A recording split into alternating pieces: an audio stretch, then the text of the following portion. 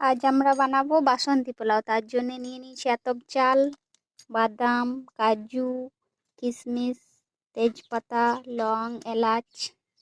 তো প্রথমে আমি কড়াইয়ে হালকা তেল দিয়ে বাদাম, কাজু, কিশমিশ সব ভেজে নেবো।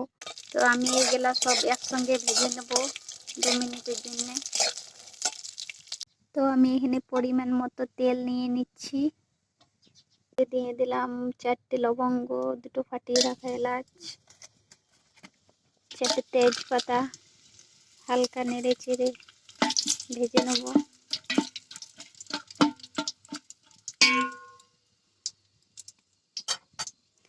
তারপর দিয়ে দেবো আতপ চালগুলো।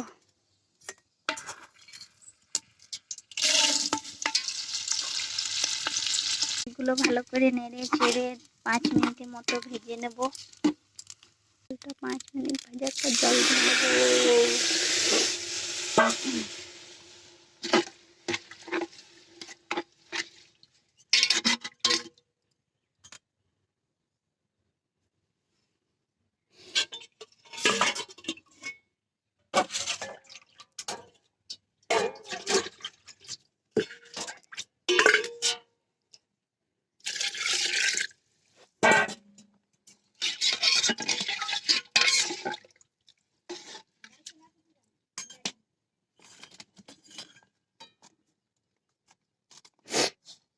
দিয়ে দেবো আমার ভাজিয়ে রাখা বাদাম, কাজু, কিশমিশ। জল দিয়ে ঢেকে দিই যতক্ষণ না হচ্ছে, ততক্ষণ পর্যন্ত আমরা এক পাক ঘুরে আসি।